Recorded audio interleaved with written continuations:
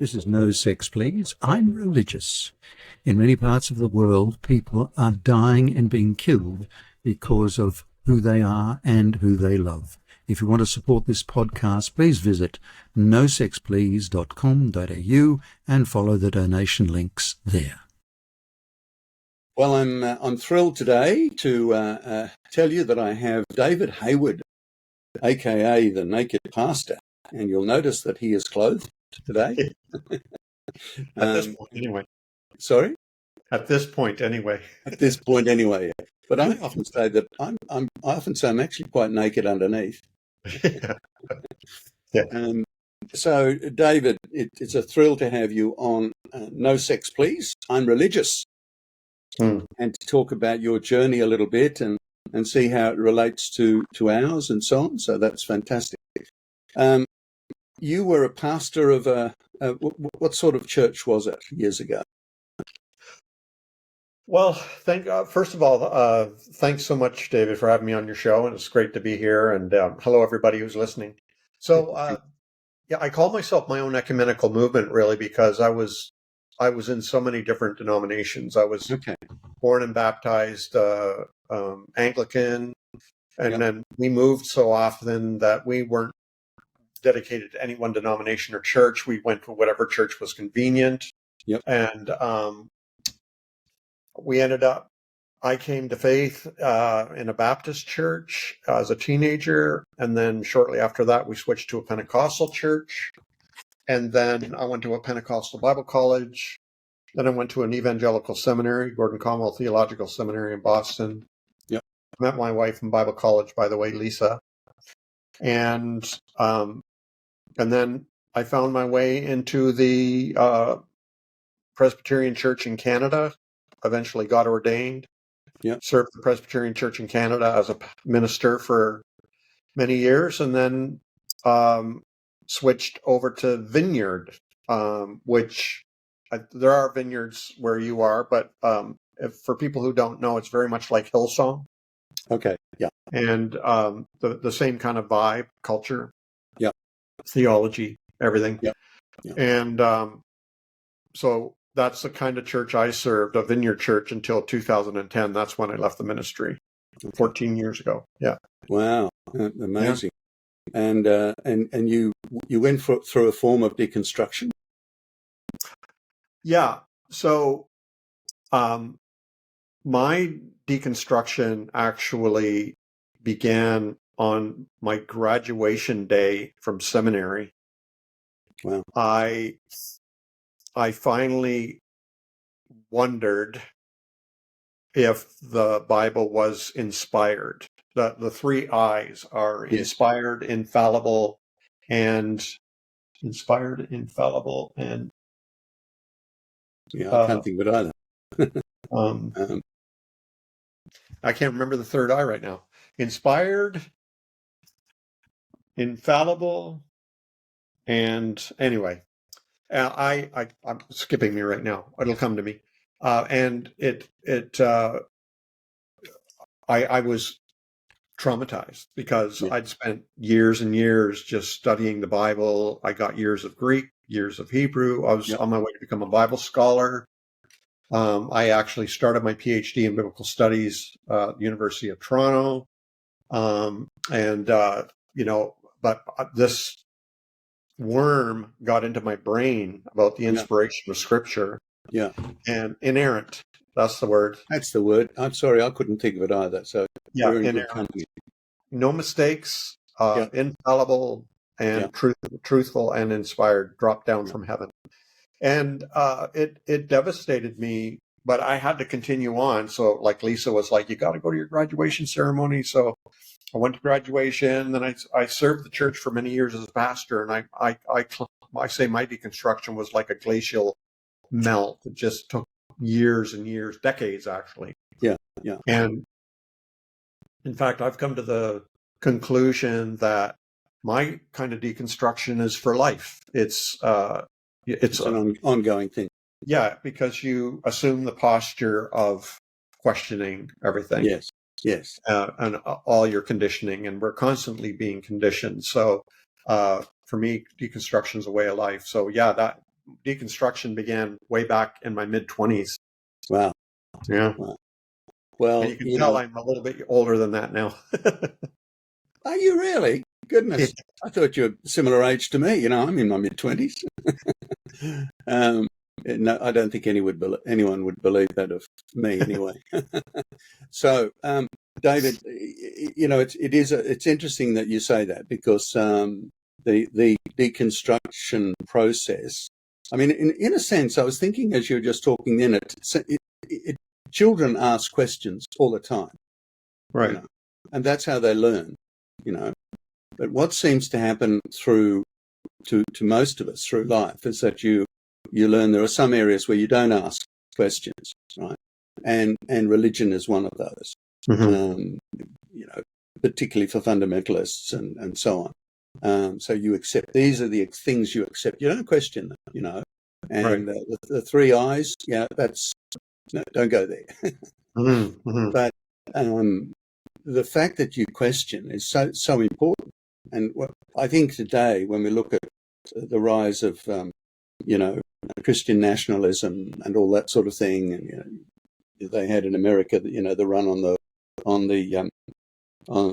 the Congress and so on, which was terrible. And you've got another group of people who are simply accepting a message and not questioning everything outside the message, which Right. is how a cult operates, Mm-hmm. but also how fundamentalist belief operates. So, do you have any faith now, or do you not? Well, the problem with the words that our religions provide for us Mm. no longer suffice to describe what we're going through, because once you leave the prescribed path, Yeah, then those words either take on a new meaning or become moot. Like yeah, yeah, they don't make sense anymore. So that when somebody says, "Are you redeemed?" Well, do we believe in that we were bought? Like somebody had to shed blood, had to yeah, be a human sacrifice. yeah, Do we believe, even the question, do you believe in God? Well, that comes with a lot of baggage, and yeah, that needs to absolutely. be unpacked. Yeah, What God? Who's God? yeah, And so when somebody asks if I have faith, I don't. For me, it's more like a knowing yes, rather than uh, a lot of people assuming what faith means is like the one guy I saw on the internet recently. If the Bible says if the Bible says 2 + 2 = 5, I'm going to believe the Bible. And that kind of faith is not yeah, something I would subscribe to. no, But having hope and believing in good things and having faith that justice and love will win, that kind of thing. Yeah, but in terms of is there a God, all the spirit and all these yeah, things. Well, there's a yeah. lot of unpacking to do to answer that question. Okay. Mhm. As I sent you in my email, I'm probably in a very similar place. In fact, I would like to. I love the character of Jesus as I see it told in the Gospels. Mhm. Um, I don't obviously believe that they're infallible and all that sort of thing. And so my belief is that I don't know enough to be an atheist, right? Because there's so much about the universe that Mhm. for some reason or other I've missed out on in the Mhm. knowledge area. But one day I'll find out. It'd be nice if some of the good things Christians believe turn out to be true. But I certainly Mhm. don't hold to any of the nonsense stuff. Now, Have you heard of the quadrant of agnostic, believer, and atheist? I might There's have seen that. um, you have a believer Yeah, and atheist, but you have agnostic believer and agnostic atheist. Yes. So that's the quadrant: believer, agnostic believer, atheist, agnostic atheist. And an agnostic believer is somebody who thinks, well, there could be a God, but it can't be proven. And an agnostic atheist is that they don't believe in a God, but they're not willing to say that there isn't a God. Yeah.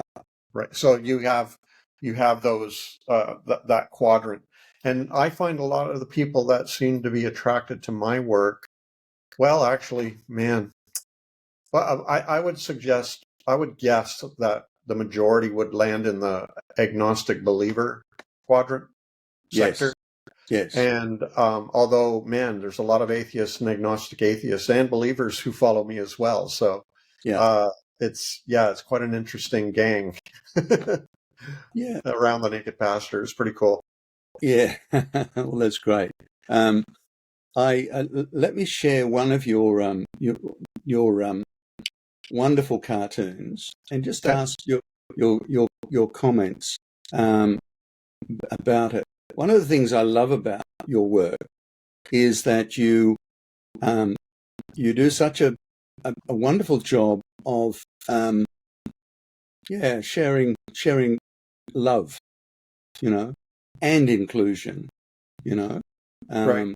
whereas sometimes we have, unfortunately, we have some pretty horrible things that happen these days in the name of religion. Mind you, history has always had horrible things happening in the name Mhm. of religion.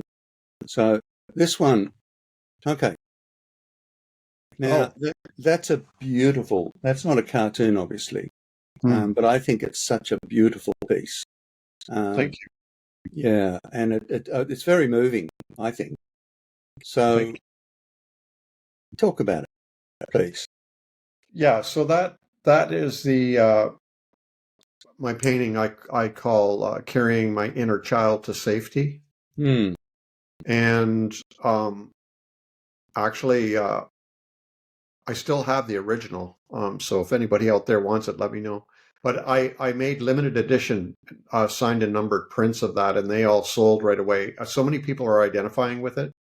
Wow. And basically, and I know there's a lot of people talking about inner child and everything. It's kind of a fad and all that. Yeah. But somebody asked if I could paint something, and this is what I came up with. A lot of my watercolors, this is a watercolor. A lot of my watercolors are very spacious. There's a lot of openness, a lot of blank space. Yeah. And they seem very kind of a lot about solitude, maybe melancholy, but not in a sad way, and very open, spacious, and they tend to show our size and place in the universe and so on. Yeah.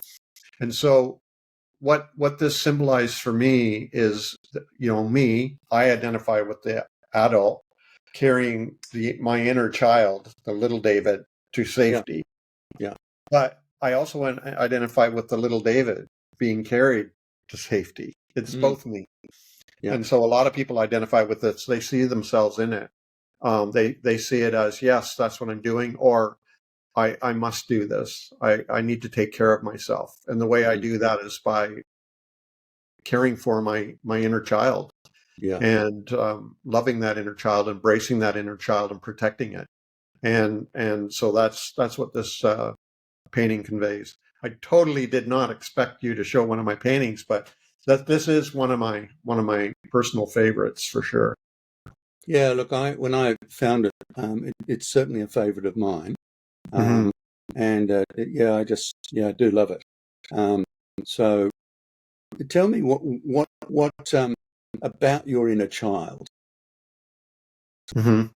So Yeah. So why do you need to carry your inner child? Why do we need to carry our inner child to safety? So I also I send out a weekly newsletter as well, a weekly email, and I just wrote about that this last week. I know, I read it. About carrying our inner child. So you asked a good question. It's very fresh. So for me, I notice a lot of people who are going through deconstruction, leaving the church or whatever, questioning their beliefs and everything. A lot of people feel a lot of shame, embarrassment about their former lives in religion.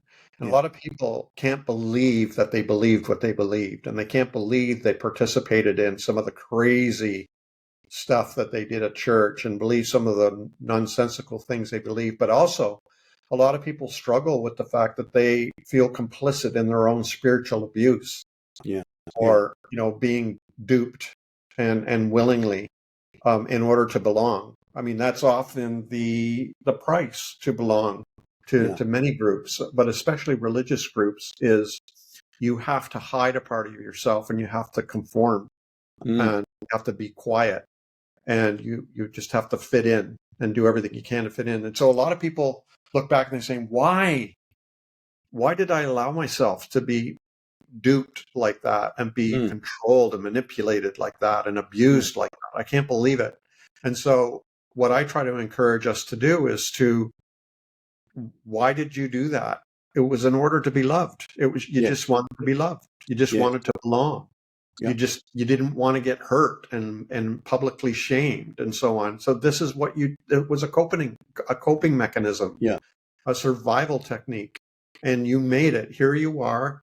And now you can go back and rescue that child and say, hey, it's okay. You did what you had to do, and you survived. I'm going to Yeah. love you. I'm going to protect you. I'm going to care for you. I'm going to respect you. I'm not going to erase you.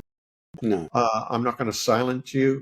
Um, I'm not going to be embarrassed about what you believed, Mm. or Mm. the crazy worship that you were involved in, or the weird things that were said, or all that kind of stuff, because you wouldn't be who you are now unless you were who you were then. Yeah. And so I wouldn't be who I am now unless I was who I was then. So Yeah. me carrying my inner child is very much an act of integration. Yeah. It's a unification of my total self. Yeah. It's all the chapters of my life, the good, Yeah. the bad, the ugly. And I think that's a healthy way to heal. Wonderful. It is. It is a healthy way to heal. Um, David, a lot of people. I started this podcast, as I explained to you, to try and support the work we do in my small charity for queer refugees. A lot of these people in East Africa. So in Uganda, there is a law that basically says even the sort of work that I'm doing. If I was there, I'd probably go to jail for 15 years. And so these are good people who are literally hated because of their sexuality. And of Right. course, you've got a rise of that sort of thing happening in America and other parts of the world at the moment, and Yeah. so on.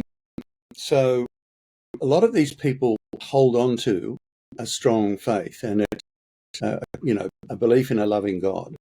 And I wonder how they do it, because a lot of the condemnation that they have has come from fundamentalists who preach a hateful message.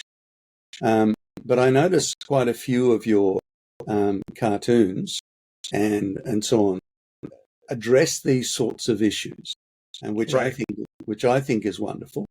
And Right. so I'm going to share another one that's straight off your website. Right. Okay, and I again, this is such a beautiful. You've obviously got a wonderful heart. This is a beautiful one. So the gay person or the queer person and the straight person. Thanks for being my friend. Thanks for being mine. So you do quite a few about those inclusive type cartoons. Yeah. And a little ad for you, because people can buy your ads and your ads. They can Yeah. buy your work Right. and put it on their walls and so on, which is Yeah. a beautiful thing. So I'd encourage anyone to do that. But Yeah. yeah, David, speak to me about that. So one of the things I really try to address is, it's difficult to articulate, but I think one of the main problems that the church has, and straight people have, as well as white people, Mm. men, cisgender, Western Americans, Christian, is a centrist view of themselves. So it's like I'm Canadian. Yep. So what if I tend to think Canadians are better, it's the best country in the world, Canadians are better than anybody else, Mm. and and we will include you into Canada if you qualify. Yeah. So I try to challenge that centrist mentality that the church has, or Christians have, or straight people have, etc. Like, so this cartoon, when the rainbow sheep says, might be trans, might whatever, Yeah. thanks Whatever. for being Yeah. my friend, and the straight sheep says, well, thanks for being mine. He decentralizes, the straightness, and I think that's the challenge that the church has in front of itself, and people have in front of themselves, is to decenter themselves. Straight people need to decenter themselves. Men need to decenter themselves. Christians need to decenter themselves, et cetera, et cetera. We can go down the line. Yeah. Yeah. And so words like inclusion come from a centrist mentality, actually. When a church says we're inclusive, it Yeah. means That's right. we're the center and we're going to let you in. And Yeah. I try so hard to convey cartoons where it's flipped, where the people who actually think they're the center are actually on the outside. That's hard to Yeah. draw. Yeah. And the ones who think they are excluded, marginalized, rejected, kicked out, whatever, are actually the So that's what we're going to allow women to speak. It Yes. comes from a centrist mentality, right? Yeah. Men Yeah. can speak, but we are going to give them permission. Like, we have the authority and the power, and we're going to let them speak. Yes. Yes. So, or cisgender people saying, we're going to consider allowing trans people to live. Yeah. It comes from a centrist mentality that cisgender people have the right to live, and it takes grace and special favor and special laws in order for trans people to exist. Yeah. So that's what that cartoon is about, and try to convey is, hey, we're on equal ground here. Thanks for being my friend. Well, thanks for being mine. Yeah. Yeah. It's mutual. Yeah. Yeah. Yeah, that's really powerful stuff. Yeah, I mean, I know it's amazing how we use these different words, isn't it? And I suppose, in a sense, it's a progression, isn't it? From an exclusive view, so everybody, those people aren't part of us, so they're Right. out, right? So now we're going to be nice and we're going to include them. So that's really nice of us, all right? Right.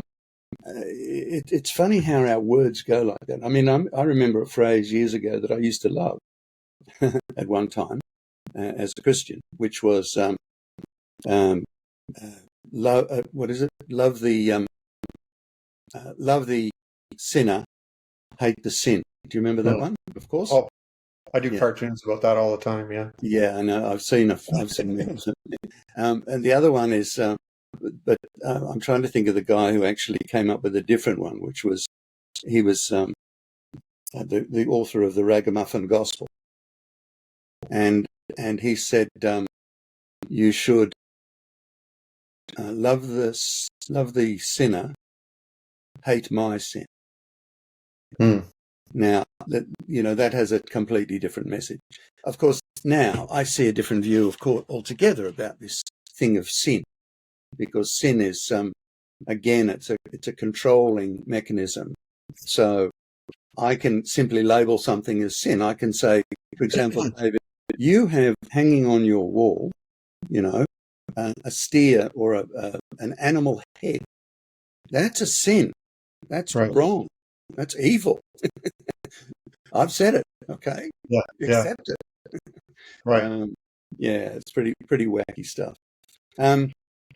Well, sin is the technical, like, comes from Hebrew, and then the Greek adopted it, of missing the mark.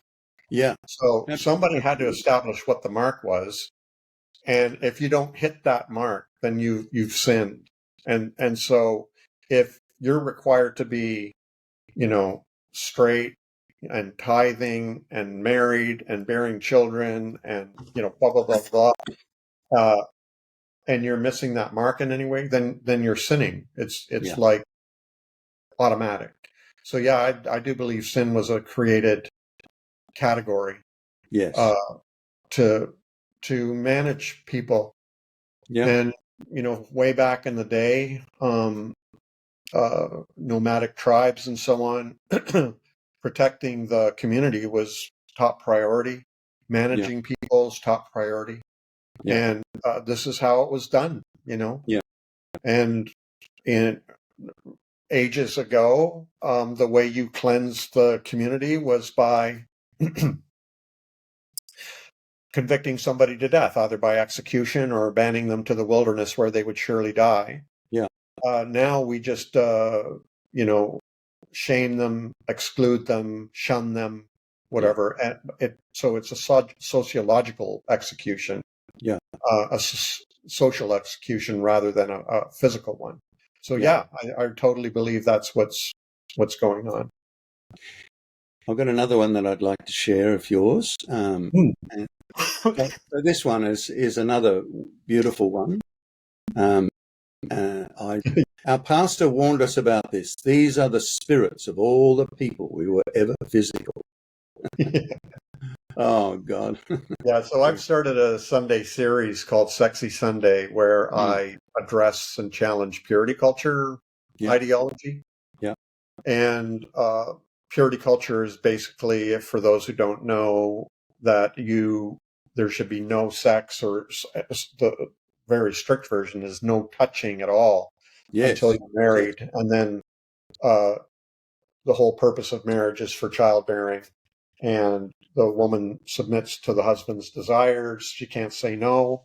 And there's all this paranoia and fear and shame around our bodies and sex and everything. And so I grew up in that kind of a culture in the Baptist church, Pentecostal church. It exists in society generally, but it's also in the church very strong. It's weaponized by the divine. Yeah. But so I've been spending my Sundays now for the past maybe year doing cartoons and challenging. I'm going to have enough soon to compile them into a book. But so that was one of the things I was taught as a teenager, that if you had any physical attraction, I don't want to say sexual attraction, but if there was any kind of attraction to a girl, and we held hands or we kissed or whatever, that a part of their spirit would stick to us like glue. And the warning was that on our wedding night, all the spirit, all the parts of all the people we'd ever held hands with or kissed, or, I was a virgin when I got married, but if you'd had sex or anything like that, that they were there with you in the bedroom. And, it terrified everybody. Oh, yeah. Right? So, the already been chewed gum and, the ice cream cone that's already been licked, or the muffin that's already had a cupcake or a bite out of it. All this referring to women who have, touched or, had sex or anything, kissed a boy before they got married. Basically, were depleting their bank account, in terms of their worth and value as a wife.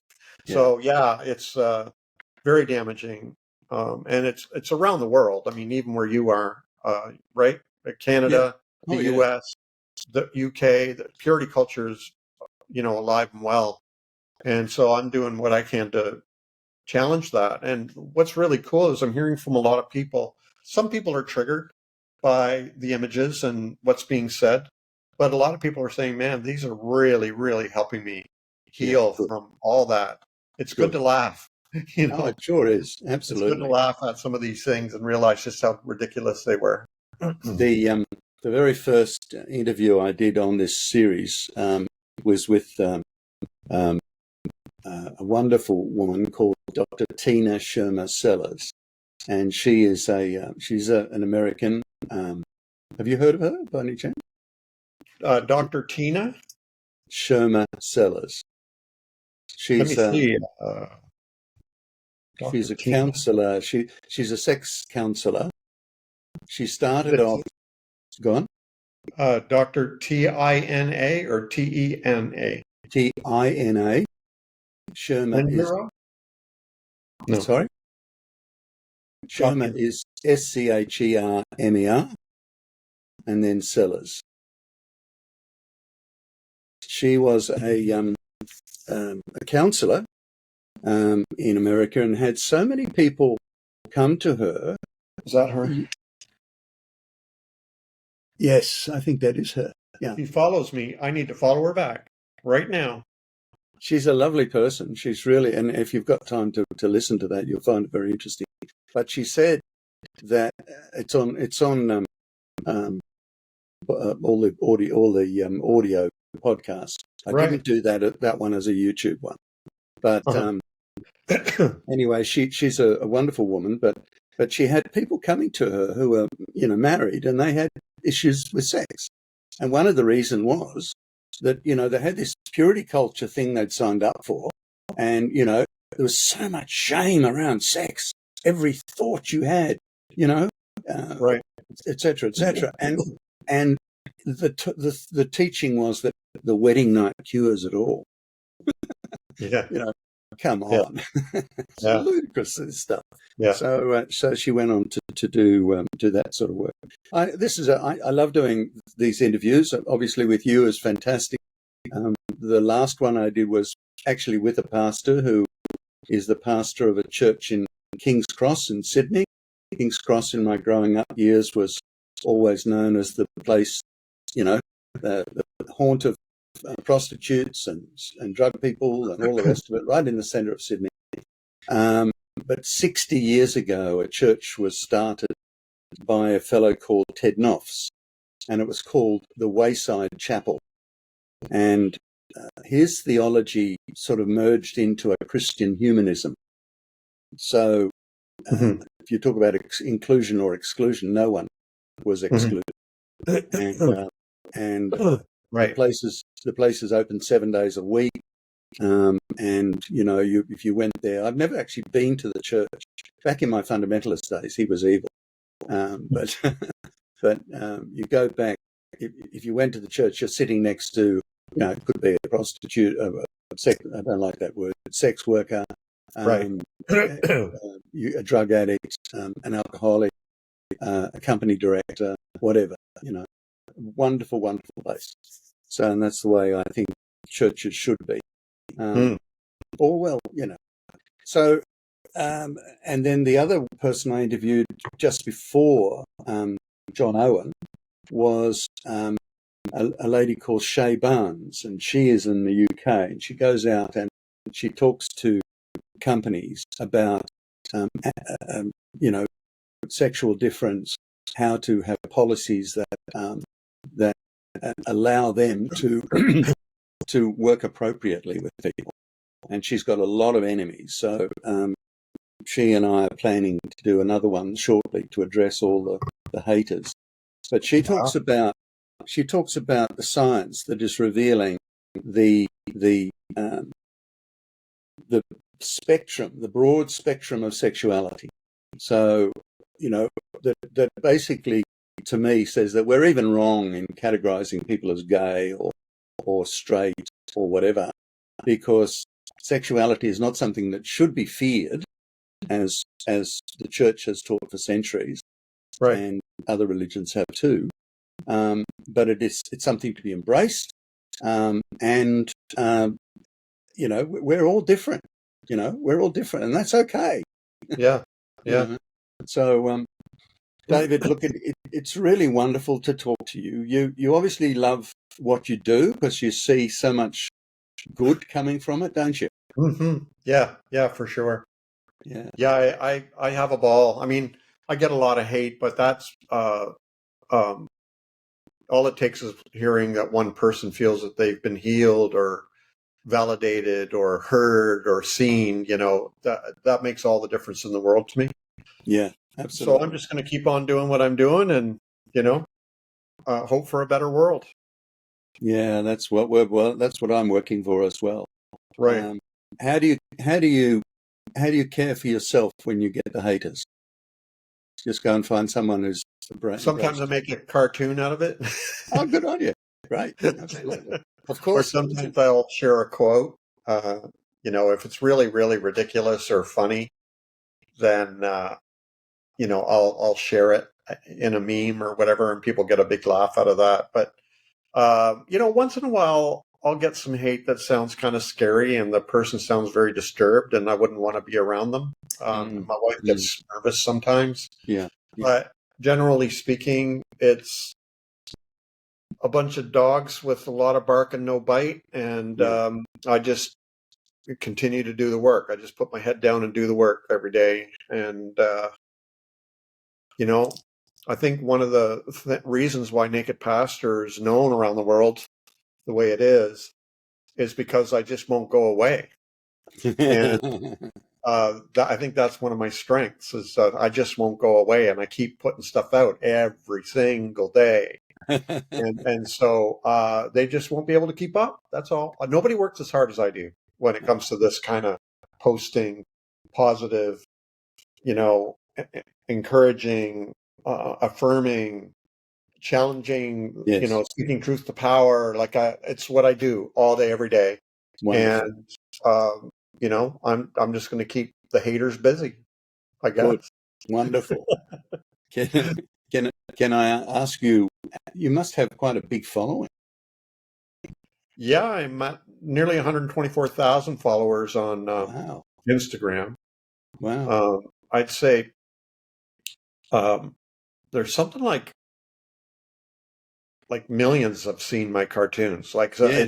it's just outrageous how Oh, my they've cartoons are certainly, shared, and yeah. it only goes so far because what happens is you see my cartoon and you share it with a friend, and your friend shares it with on Yeah. their page, and a whole bunch of other people see it and they share it. So at some point, I lose track of how many people are actually seeing the Oh, cartoon. you would. Yeah, and it'd be But many millions.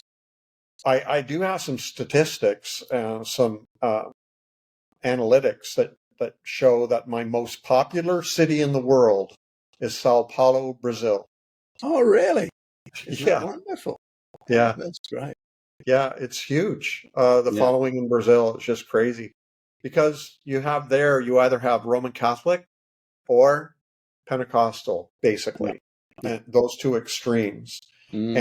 And there's a lot of gay people and trans Yes. people who want to Yes. come out, and Yeah. people who are questioning their beliefs, and there's no middle ground that's safe enough for them to do so. So a lot of people identify in Brazil. A lot of people are identifying. There's a bunch of people who are translating my cartoons into Portuguese and Spanish and Russian, and you name it, in order to get my cartoon out and about. That's why a lot of my cartoons, I try to keep it in one frame, and if I can do it without words, great. But if there are words, there's going to be a very few, and Yeah. because I just want it to be as global as possible. Yeah. Oh, that's Yeah, fantastic. Well, maybe one day you'll start writing some Naked Pastor songs or something yeah, as well, yeah. But yeah. Now, listen, it's been really lovely talking to you, and thank you for your time. And Ditto. Thank you. I've seen your cartoons, many, many times, and I've always loved them. But I'm now following, of course, but I wasn't. So Oh, now I look forward to your posts and everything. And awesome.